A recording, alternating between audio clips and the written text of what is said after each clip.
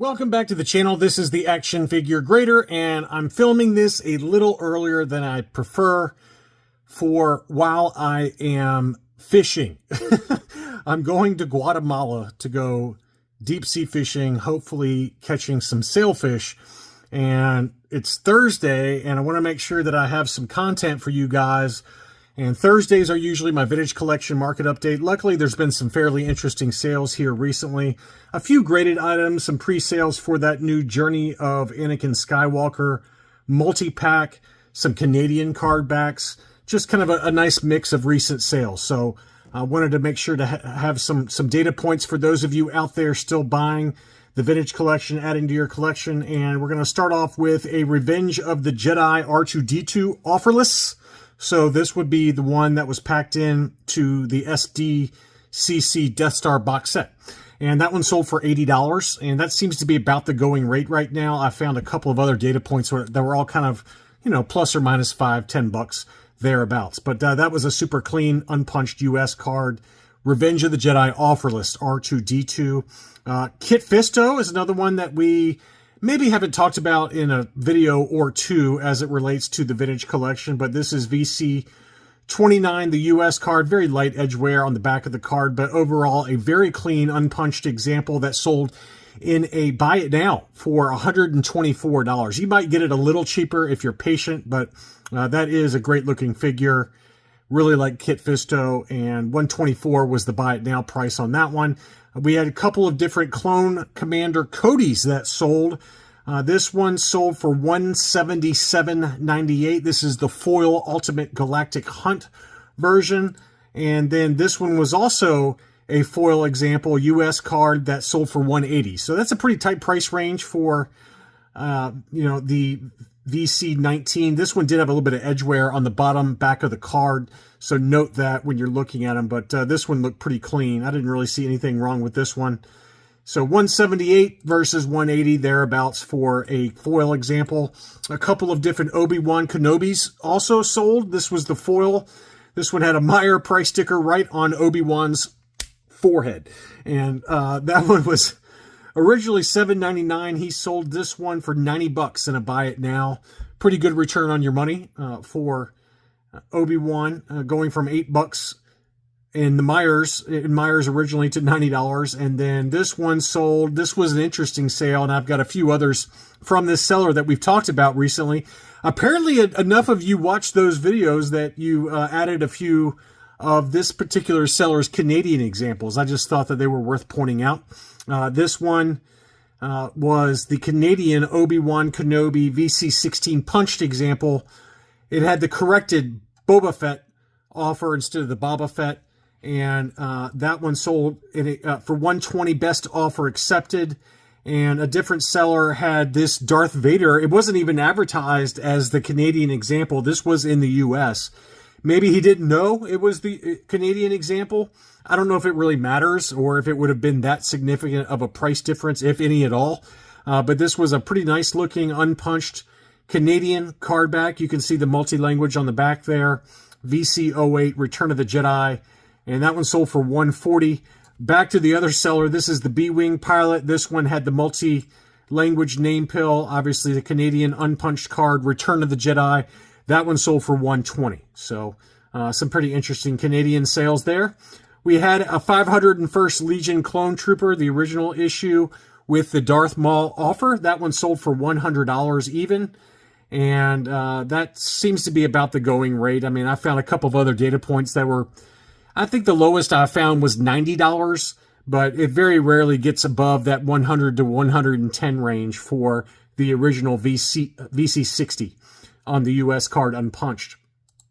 Another foil example, this is from the Power Droid, as the next few are. He always seems to sell every week some various high-grade vintage collection. This one was the Darth Sidious on the foil card back, VC12. That one sold for $100. He also had a Fi Exersh. I don't like to bring this particular character up because I can't pronounce his name, so I have no idea if I'm pronouncing his name right. It is a great looking card image though, and the sculpt on that figure is really awesome too, so I've always liked him. And that one is VC49, again, the unpunched US card. That one sold for $80.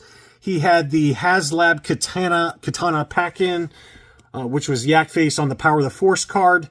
Really clean looking example for $230. A pretty fair price, I think, for that one. We always talk about the issues with that one, with the, kind of the semicircle indent on the card or scratch on the card. And then obviously the blister can also fall off really easily on that one. So those are two defects to be on the lookout for that were factory defects from Hasbro. But assuming this one was as clean as it looks, $230 is what that one sold for. Several different VC64 Princess Leia in her slave outfit sold. This is the Return of the Jedi with the prototype FET offer. So this is the retail release, unpunched US card. That one sold for 300 bones, big number there, but it did look like a super clean example. Some maybe less clean examples. This one was a Revenge of the Jedi also with the prototype FET offer, but this one was punched. And this card looked pretty decent shape, but obviously not as nice as the unpunched. And in an auction, that one sold for $132.50. So that's a pretty pronounced price difference. Admittedly, this one's probably just by the nature of the seller going to be a much cleaner card back. He's got like so many case fresh different examples there, but 300 versus $132.50 for a punched example. And then here was another unpunched example for the Return of the Jedi. Again, same prototype FET offer. That one sold for $255. So interesting comparison between this one and the one that South Beach Toys had. And he gave lots of close-ups. This one did have a little faint crease on the back of the card by the VC64. So again, probably appropriately priced, and at least he lets you know what the defects are. So $300, $255, and then for the punched example, $132.50. It's probably a good example of try to be patient, right? Just try to be patient. Wait for maybe a really clean one to come up in an auction, which maybe it will, maybe it won't. But I think if you're patient and wait long enough, eventually one will pop up. But those are 3 different data points there. 2 different data points for the TIE Interceptor. This was the Amazon exclusive mint and sealed box. This one sold for $270, and then this one sold for $250. This one had a little bit more edge wear in the corners, and obviously this one included the shipper box. But $250 to $270 is about the going rate for the Amazon TIE Interceptor. A few other data points I've got. I got quite a few. I've got the Rogue One Antok Merrick. That one sold for $92.49. That's held its value pretty well. It kind of jumped up there for a while, but and then kind of came back down to about 80-ish. But it seems to be hovering around the $90 price point now for Antok Merrick VC204. Several different data points for the pack-ins for the Haslab Ghost. Era Syndulla, this one in an auction sold for $79. This one sold in a buy it now for $100. So that's a good example there of being patient, waiting for the auction. It'll save you a few bucks. Obviously, $20 difference in price is not the end of the world, but every dollar counts these days. So those are 2 different data points, one auction, one buy it now. And then we had the pre-sale for the Journey of Anakin Skywalker.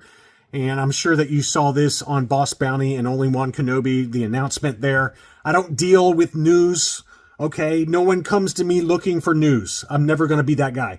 You just come to me for price data, and so that's what I do. So this one was a pre-sale for that special action figure set, The Journey of Anakin Skywalker. Pretty cool looking set there. It's got him as a Jedi Knight, and then as he's turning slowly, and then the Emperor's Wrath version, where he finally turns back to the good side. So pretty cool there. $80 for that one in a pre-sale. Kanan Jarrus, we had the Haslab pack-in version with the line art, comic art card back. That one sold for $84 in an auction. And this is an interesting sale. This was an AFA 8.5 on the modern scale, fan channel exclusive. In an auction, it sold for $26. Gulp. I sent this out to my Patreons, just letting them know about it. But man, that's really cheap. Even with the shipping of $20, that's $46. You can't even get it graded for that. So somebody got a really good deal there. Admittedly, it's an 8.5. And, for these modern items, most people tend to try to get a 9.0 or 90 on the 3-tiered grading scale. But that fan channel exclusive in an 8.5 anyway did sell for $26 plus $20 shipping. Some other graded examples to round things out. We had an AFA 8.5 for the Vintage Collection version of Yoda VC218. That one sold for $85 plus $11 shipping. We had the Walmart exclusive Tusken Raider. Tough to get those Walmart exclusives in high grade just because they were Walmart exclusives. Target exclusives, same deal. Sometimes you see sealed cases of those and they get that coveted uncirculated designation and people pay up for those toy store exclusives. This one sold for $75 free shipping. And then finally, here was an uncirculated 9.25 reissue, the 2022 reissue of Obi-Wan Kenobi. That one sold, I think it was $140 if memory serves. The price is not showing up, but it was a big number. It was a big number, and I don't know if maybe someone got it mixed up with the original issue, which in all fairness, the original issue of VC31 would go for a lot more money. In an uncirculated 9.25, it would go higher than 140, I think pretty safely. An unpunched original issue in the same grade would probably be $250 to $300 is my guess. But this reissue from 2022 did sell, and I think the number was 140, but eBay is being stupid again, where sometimes it doesn't show the final sales price after I click on it and add it for this video. So anyway, just some recent sales for the Vintage Collection to tide you over while I'm away. Thank you as always for watching. Be sure to leave me a like if you enjoyed this video.